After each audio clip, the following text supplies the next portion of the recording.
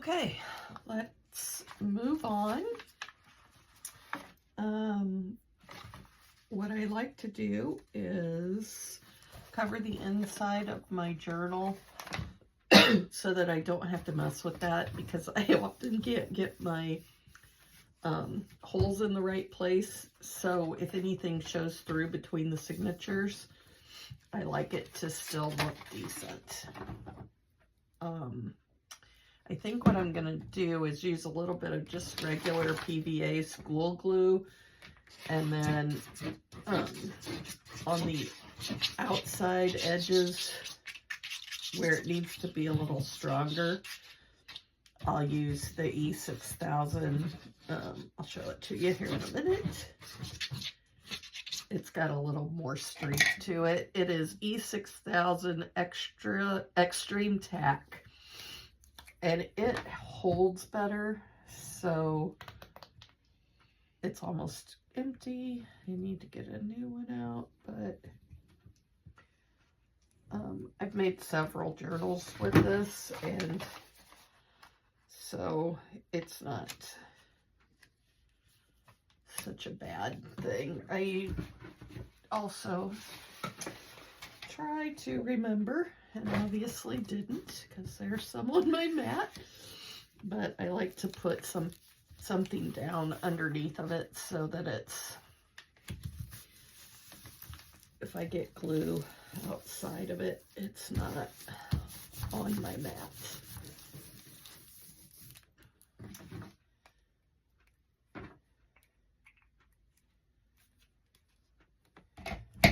And then I just have this little round, I don't know if you can see it, it's just a little carousel thing that I keep my glue in so that it doesn't,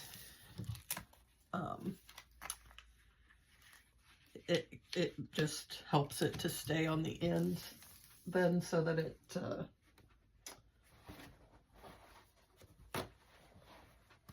so it stays down in the tip and I don't have to squeeze it so hard. Okay, so that looks pretty decent, I think.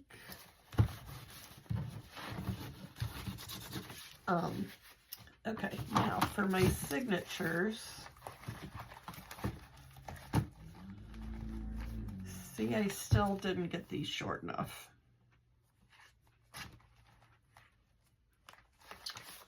So I think what I'm gonna do is get them all together, put some clamps on them, little clamps that I got at the Dollar Tree that I love. And actually,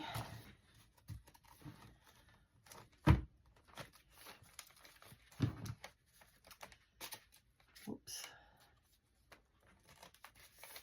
and then I'm going to trim this off so that it's short enough. I don't remember how much it stuck out. Oh, quite a bit. So I think I'll take a 1/2 inch off of that. So I'm gonna line it up on the 12 and then go to the 1/2 inch.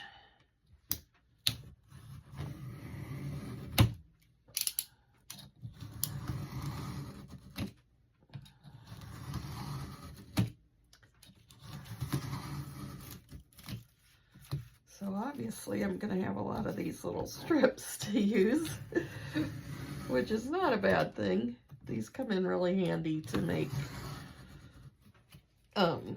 little cover pages or whatever, just to decorate journal cards or tags, or to cover a mess of something that you do that you don't want to show. Pam at the Paper Outpost taught me that. She calls them blueberries because that's what her mother called them, and I love that. I think mine are more strawberries, but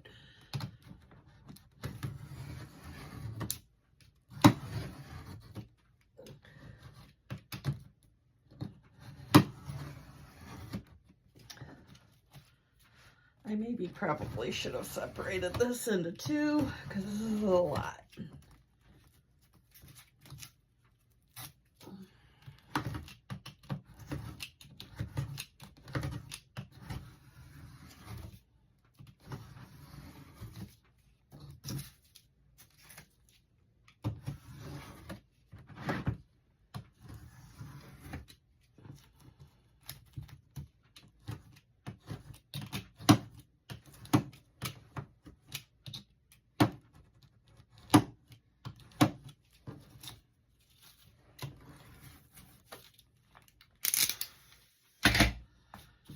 Okay. Now all of these little strips could be something really neat. I don't know what yet, but we will keep them in my little box of scraps. And these little pieces I will just throw out because I'm not going to mess with the little tinies. They can sometimes come in handy. And then I will take my black. I love the feel of the paper when it's very smooth like this. Just takes that sharp edge off and makes it feel really good. As well as kind of evens it all out. Also helps your ink stick a little bit better, so it shows up more.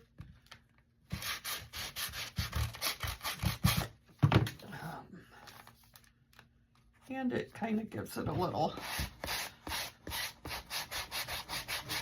more rustic feel and look.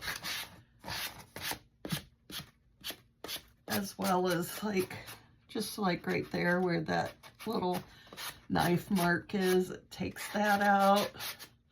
Not that I really mind those knife marks. They're not necessarily a bad thing. It kind of depends on what look you're going for. I like mine pretty rustic and out there, so not a problem for me. Okay, so now I think, I'm not even sure how many pages I have here, so I'm just gonna kind of start putting them in there. 2, 3, 4,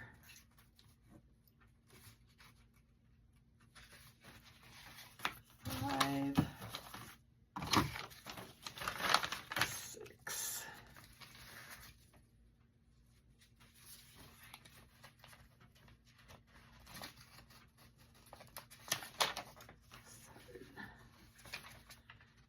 8,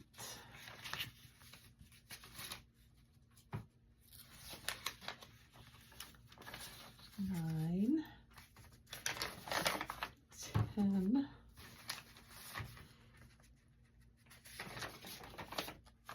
11, 12. Okay, let's do 12 in each. That'll give us 48 pages per signature. So what I'm gonna do is clip these on the top and the side to keep them even, so that when I mark them, I'll know this is the top. And I have 12 pages in there, so we will go, let's see, what page do I want on the outside? I really like a dark coffee one. So 1, 2, 3, 4, 5,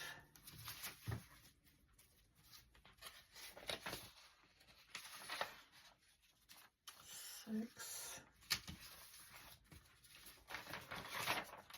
7, 8, oh, 9,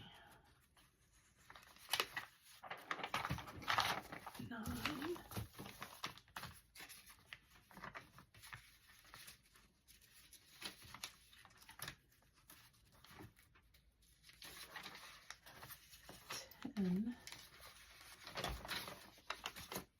11, 12.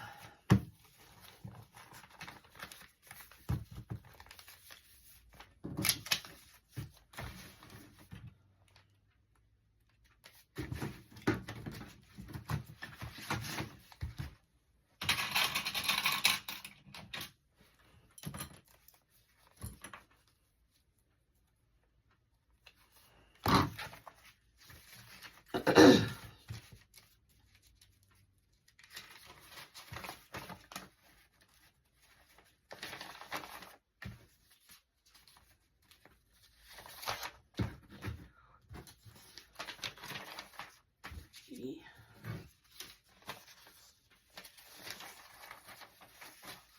4, 5,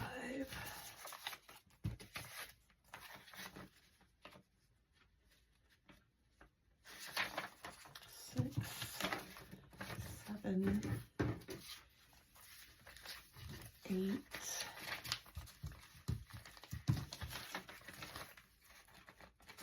9, 10, 11. Okay, so we're one short, but oh, I could do a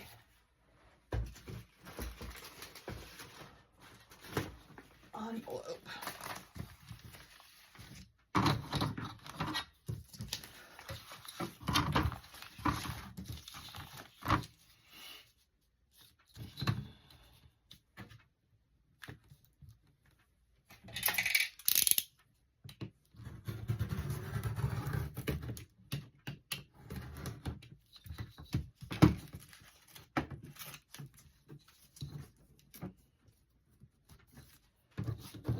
Man.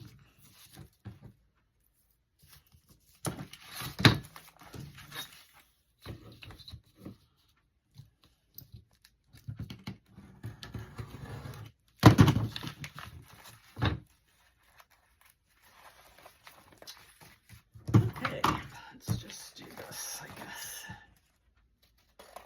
I don't like to use my scissors because I'm not very good at cutting a straight line, but apparently I'm not very good at cutting a straight line no matter how I do it. So, okay, that will work.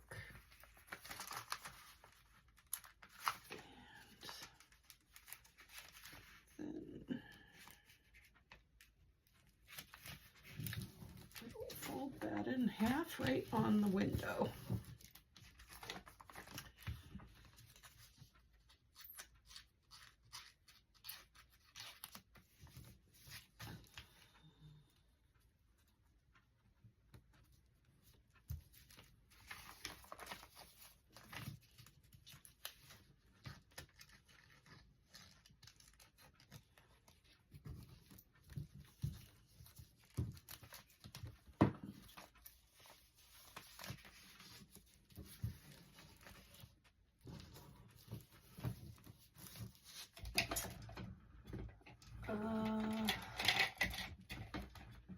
I have a bone folder somewhere, but I don't know. Oh, there it is. Just kind of reinforces your fold. Okay, there we go. And that is going to stick out, and I'm okay with that. Just like I'm okay with this one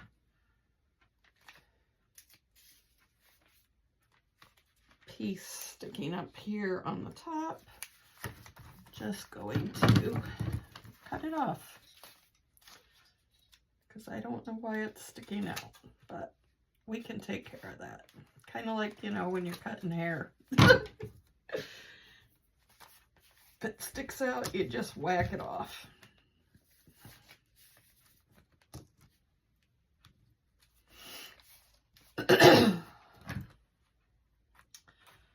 Okay, that's deep enough. Let's try these pink ones. That'll work. Okay. So, now, I'm not sure which way. I think I want to do them in this order. But this one that sticks out a little more in the middle, these all seem to be wrong. So we will figure it out as we go. So first things first. Apparently I have a 1.5 inch line here, and I want to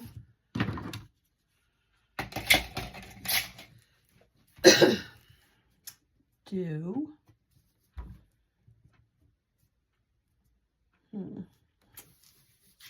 well, let's find the middle. Okay, this is 7.5 inches, so 3.25 would be the center. Obviously it doesn't have to be perfect. And then half of 3 is 1.5. And then we'll go 1.5 from the top. Okay, so then I'm gonna have, and obviously, you know, I'm not very good at this, so I'm just doing what I need to do. Okay, so this one, I want them to have a decent amount of room around them. So this is what you do. You just mark them.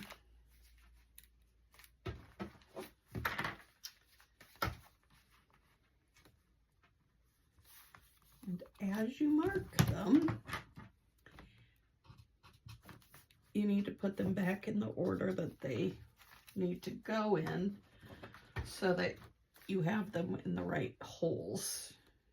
Now, obviously,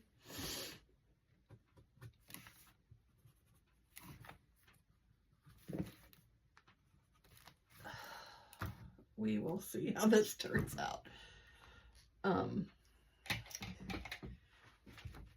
To make my holes, I have a Crop-A-Dile Big Bite. Also Pam on the Paper Outpost. Thank you, Pam.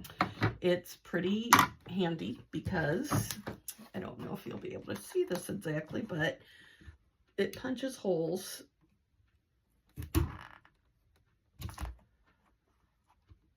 exactly. You can see the hole punch.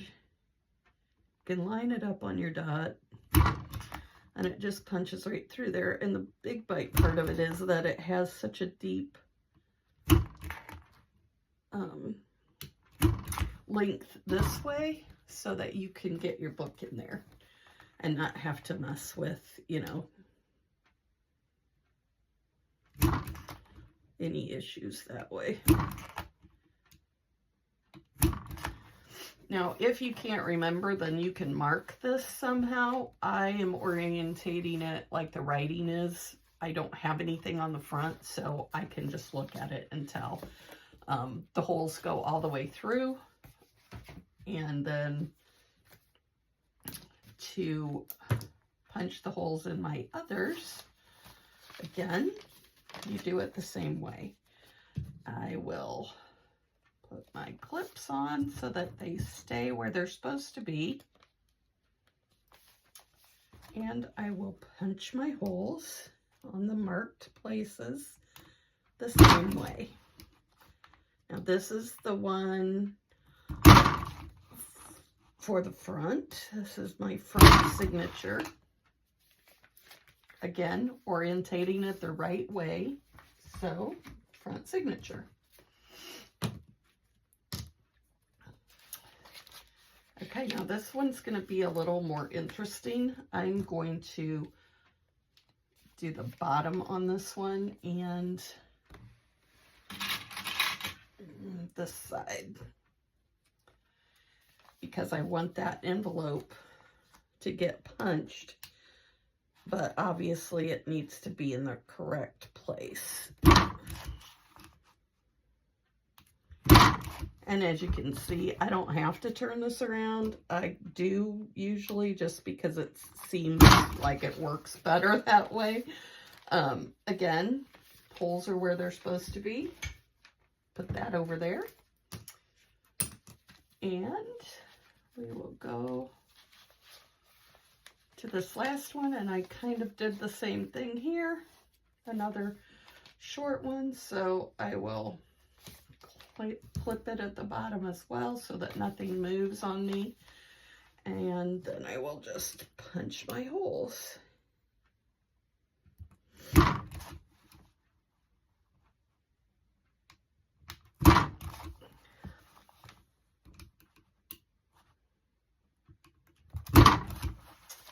Okay, and that is all of the holes punched.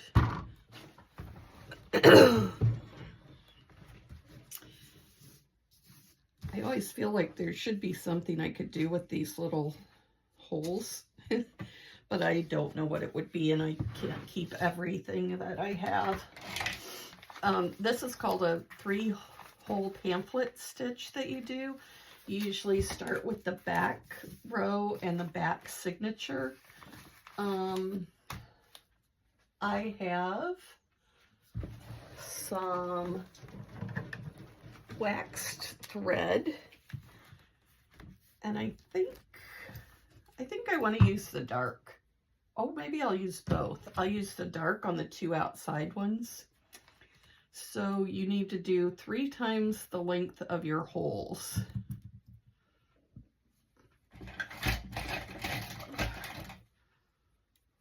So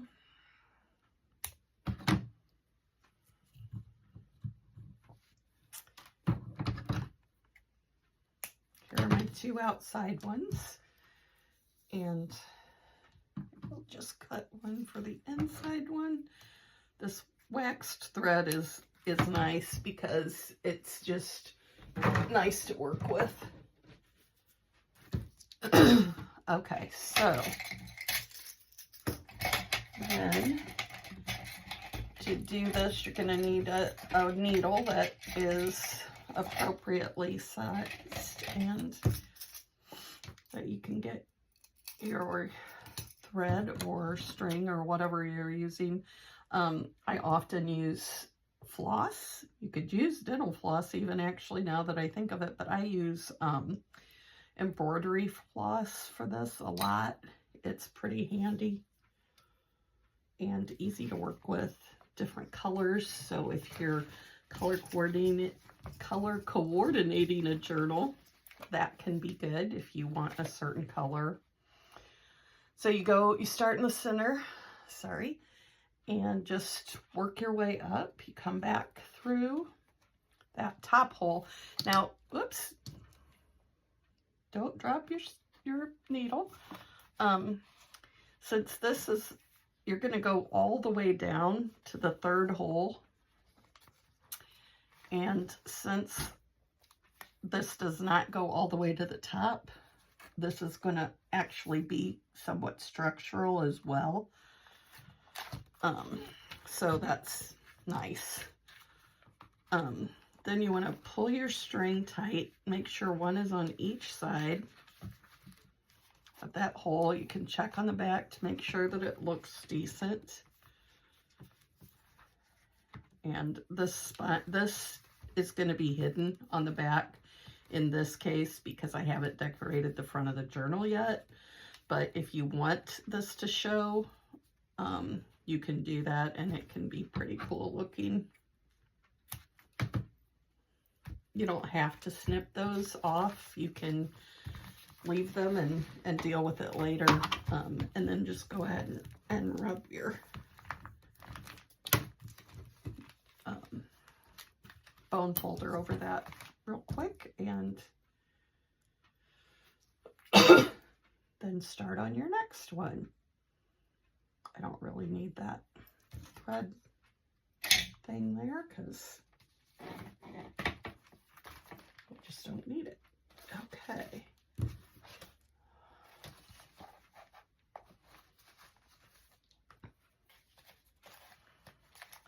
Again, keep a hold of that string, or at least know where it is so that you don't lose it. It's always good to check on the back and make sure that you are, in fact, in the correct hole, because that sometimes happens. It's easy to get your orientation mixed up there. Ooh, that's a little tight. Okay. Then pull it taut, but don't rip your paper or your book cover. You want it to be relatively tight though, so that it doesn't come loose. And then tie your string in different directions so that you don't have to worry about that. And again, use your bone folder and just train that paper that it's going to need to lay flat when possible. And I just usually clip them together because it's nice to have them out of the way. Okay, and then again, we're going to do it one more time, again with the darker thread. And this, since my spine is going to be covered, nobody's going to see these threads, so it wouldn't even have really mattered, but I just kind of like to do that because I you know, wasn't thinking about it not showing, but it's fine. And I have plenty of this, so. And you can get this on, I think I got mine on Amazon or Temu, which is pretty much where I get everything. Amazon, Temu, or thrift stores. Thrift stores, I've gotten a lot of my vintage books. You can find old hymn books, old, you know, piano books that are really old and have, you know, dark patinaed pages. That's right. These were actually an old hymn book that I found at a thrift store. This is an old dictionary that I, again, found at a thrift store, and very old, crackly, crinkly paper that I love. It's awesome. And just fun to use. Kind of hard to ink sometimes because the edges of the paper, it's so old that they crack when you rub the dauber along them, but, you know, it is what it is. You just learn to do it a little differently. You lay it down and run it over it, or you just be careful, or you break the page and it looks even older. So, you know, it is what it is, and you just, however you like to do your journal, you do it. Okay. Okay, so there is my signatures added. So we now have our start of our journal. And it doesn't fit too badly. It seems, you know, relatively well spaced in there. I can get pretty crazy decorating, and there's a lot of room to expand a little bit. I am, I think, going to put a couple clamps on here tonight while I go to bed and let it train itself a little bit as far as how it's going to lay. I like them to lay pretty flat. That may not happen for me. And again, as you decorate and put things in there, it's going to bulk it up and get what they call an alligator, where it, you know, does this because there's so much stuff in there, and that's fine. It is what it is, but it's good. These scissors are awesome. I have this big pair, and then I have a little pair that are also great. These are good for like fancy cutting, you know, little things, but both of them are fabulous. Love them. A good metal ruler's good. I have these, also a couple of these kind of rulers that are great for tearing with a deckled edge. I have the scissors that have a lot of different edges. I've gotten quite a few dies and a little die cutting machine. I have lots of punches. I have a lot of inks, I have some distressed inks, and then I have some Stampin' Up inks. Lots of little things that are handy to have that you pick up. I really like this Rub and Buff to get on the edges of the page. I have some of this foil flakes that I just got at the Dollar Tree. That's kind of fun to put on the edge of the page. It kind of brightens it up and adds a little bit of interest. I have some gelato pen colors that are kind of fun to work with, different things. Some metallic watercolors, those are kind of fun. Just lots of little things that are helpful, and you find ideas as you go along. But so that's going to be it for right now. Again, I will work a little bit more on this tomorrow after work. So I hope you all have a good night. Bye.